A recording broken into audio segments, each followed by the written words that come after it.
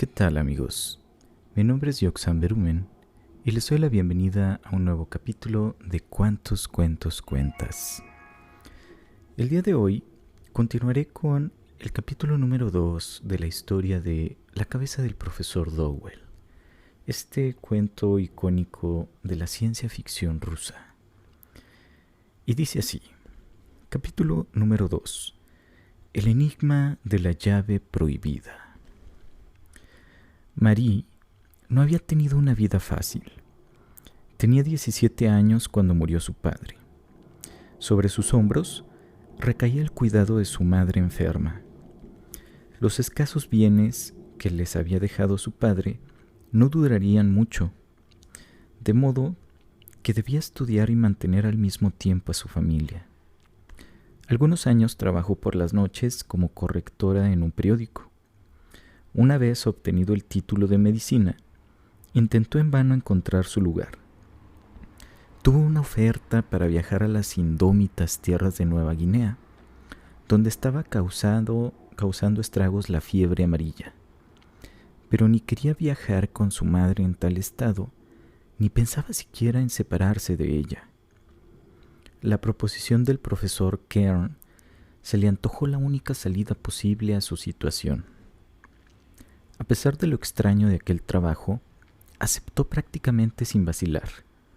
Lo que no sabía Marie es que el profesor Kern, antes de admitirla, había recabado detallados informes sobre ella. Llevaba ya 2 semanas al servicio de Kern y sus obligaciones no le resultaban muy complicadas. Debía hacer un seguimiento durante el día de todos los aparatos que mantenían con vida la cabeza. Por la noche era John quien la relevaba.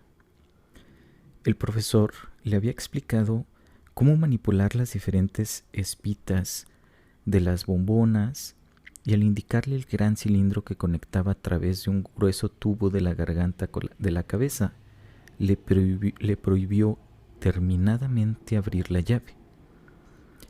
Si gira la llave de este cilindro, la cabeza perecerá inmediatamente. Algún día le explicaré todo el sistema de alimentación y el papel que desempeña el cilindro. Pero por ahora es suficiente que sepa cómo manejar los instrumentos. No obstante, en lo que respecta a la prometida explicación, Kern no tuvo ninguna prisa.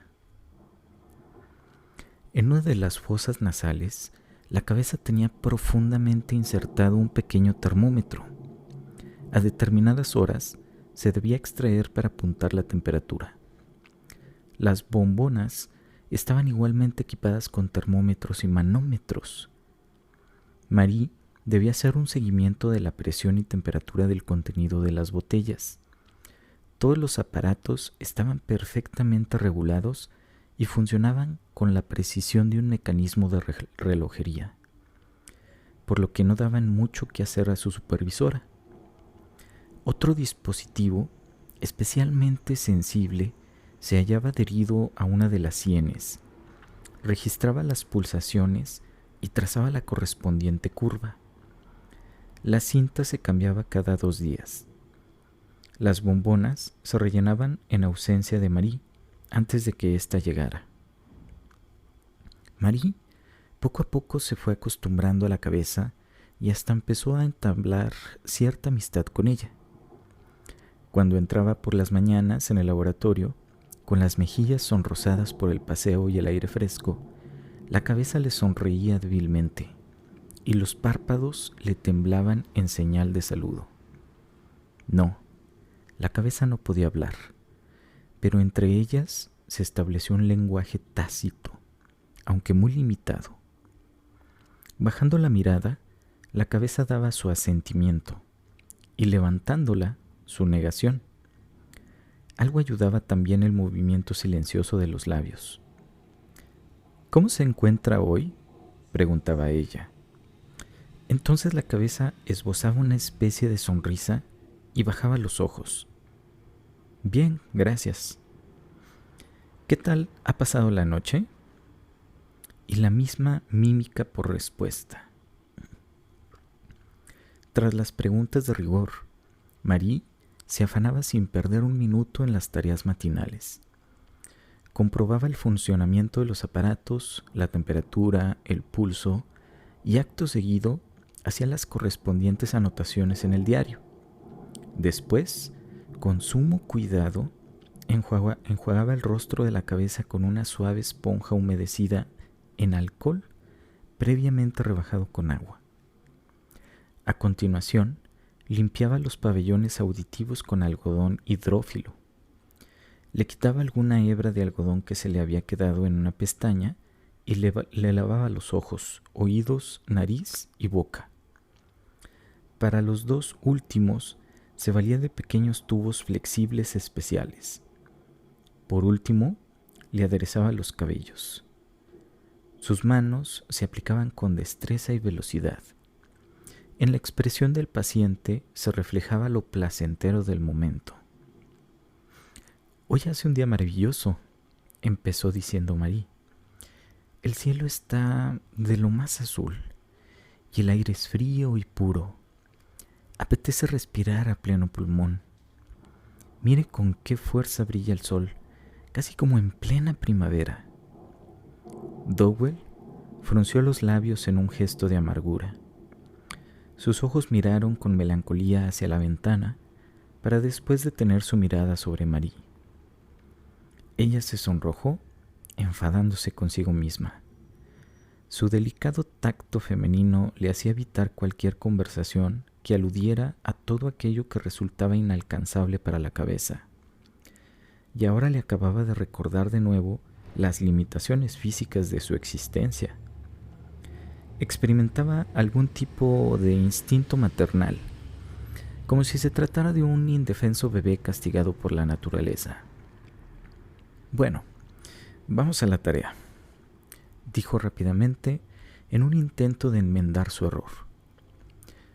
Todas las mañanas, hasta que llegaba el profesor Kern, la cabeza se entretenía con la lectura. Marie traía un montón formado por libros y los últimos números de revistas de medicina, y se los mostraba a la cabeza. Esta los iba hojeando y en el artículo que le interesaba arqueaba las cejas. Entonces ella le colocaba la revista en un atril y la cabeza se quedaba inmersa en la lectura. Marie, a base de observar los ojos del profesor mientras leía, podía adivinar en qué párrafo estaba y pasarle la página justo en el momento preciso. Cuando había que hacer alguna anotación en los márgenes, la cabeza le hacía una señal, y Marie pasaba su dedo por los renglones hasta notar, por la expresión de sus ojos, que debía marcar con un lápiz ese punto. ¿Para qué la obligaba a poner esas marcas? Lo ignoraba, pero dado lo reducido del lenguaje establecido, no esperaba obtener una explicación, de modo que se abstenía de preguntar. Sin embargo, en una ocasión, al pasar por el despacho en ausencia de Kern, se fijó en las revistas que había sobre el escritorio, con las marcas que ella había hecho siguiendo las indicaciones de la cabeza. Junto a ellas, el profesor había reescrito los párrafos señalados en una hoja de papel y desde entonces había estado pensando en ello.